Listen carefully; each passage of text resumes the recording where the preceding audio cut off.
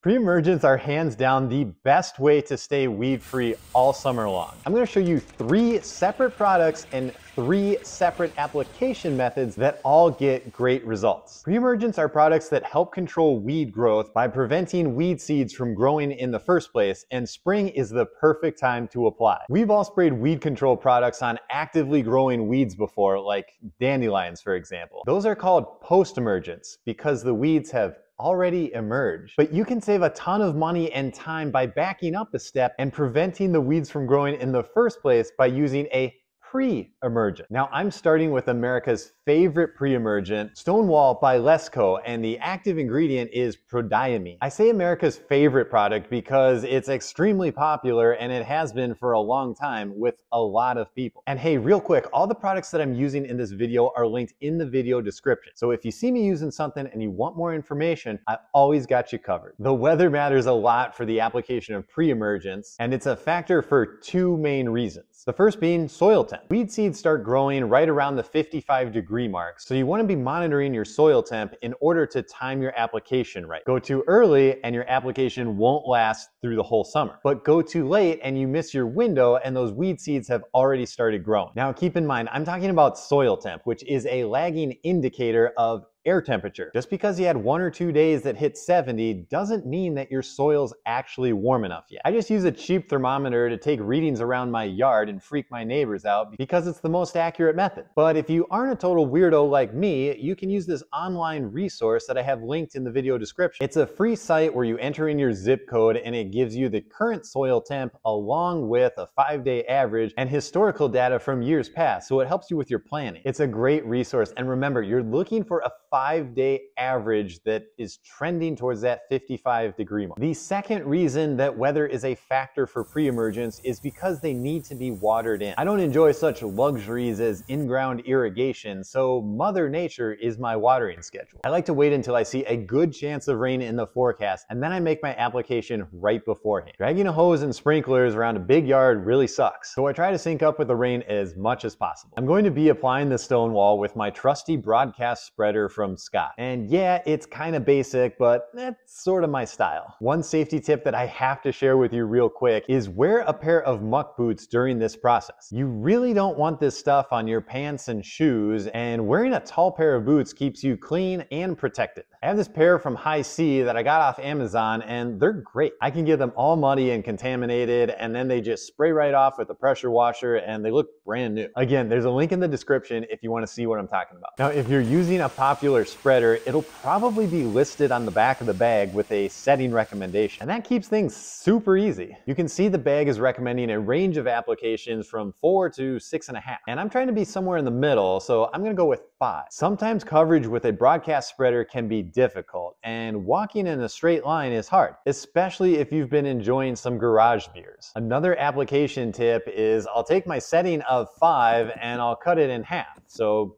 2.5. Didn't even need a calculator. Then I'll make my first pass lengthwise across the lawn, followed immediately by a second pass going perpendicular to the first pass. This 2-pass method is great at getting even coverage over a large area without worrying about heavy spots, striping, or other complications. I finished up my app just as the rain was moving in, and that almost never happened, so this year is gonna be a good year. Pre-emergents can also be applied in liquid form, and I'm gonna show you what that looks like next. Liquids can be sprayed out of your everyday pump sprayers, a fancy backpack sprayer, or a pull-behind mounted tank sprayer like I'm going to be using. I'm using a generic brand of Prodiamine WDG, and that stands for Wettable Dispersible Granule. It's just a fancy way of saying you mix the granules with water and then you spray it. Liquids are a little trickier to apply, and I'm a big ballpark get it close kind of person. So I'll show you what I do for this, and it starts with a rough measurement of the area that I'm trying to treat. I'm using my measuring wheel to get a quick length and width, and I'm working with about 6,400 square feet. These measuring wheels are a must-have. I use mine like all the time. You can also use Google Maps to calculate square footage. All you have to do is enter your address, zoom in on your yard, and you can use point-to-point measuring, and that works really well. I have a bunch of mature trees in my yard, and my satellite view is just basically a forest, so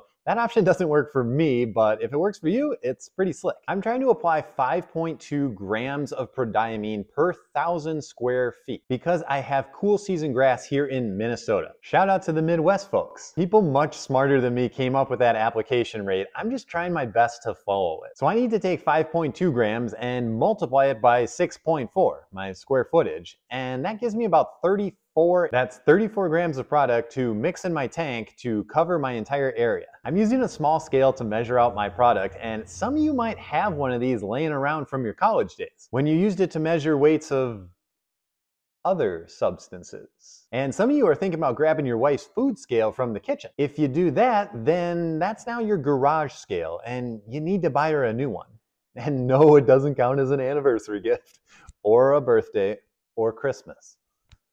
Just get her a new one. After I measure my product, I'm now using a blender bottle to mix the granules with water. I'm trying to make sure everything is dissolved before I add it into the tank. It kind of looks like pre-workout. And the weird part is it tastes like pre-workout too. I'm kidding. That's my garage blender bottle and I only use it for lawn stuff. Come on guys, don't drink the Pre-Emergent. Now, as far as how much water to add to the tank sprayer, that's kind of where you have to know your tools a little bit. I always err on the heavier side of having enough water. The main focus for me is having enough sprayable liquid to cover my entire area. I don't want to run out. So I just mix up plenty, and when I finish my first pass, I just start a second pass. And I keep on applying evenly until I'm out. That's a ballpark way of doing it, and again, it gets me close enough for the DIY work that I do. I'm not saying that's the right way to do it. I'm saying that's the way I do it. I'm making my passes, and here's a pro tip for you.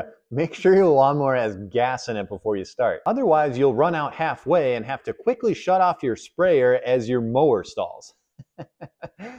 What an idiot. At least I wasn't shooting video for like a YouTube channel or something. Oh, wait.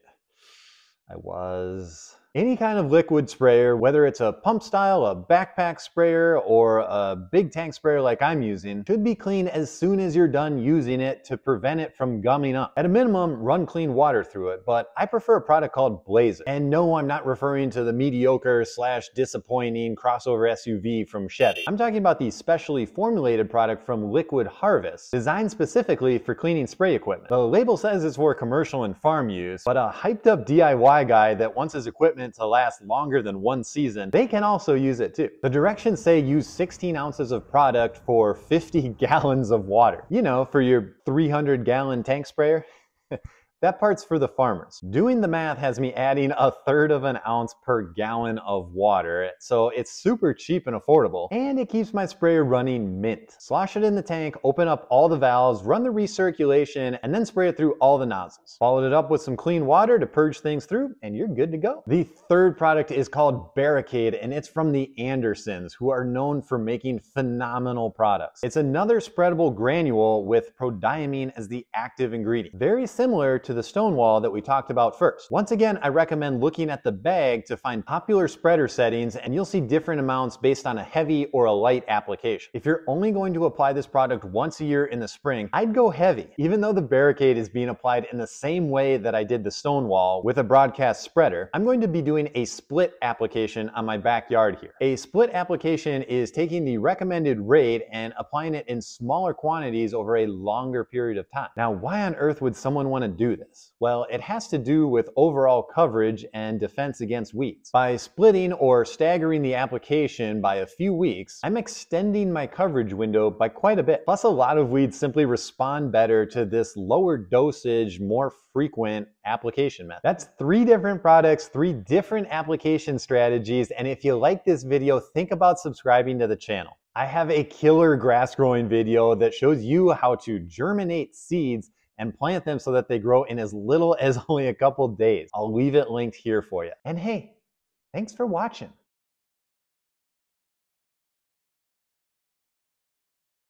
You've got to be kidding me. That's what it was. I had the microphone in backwards.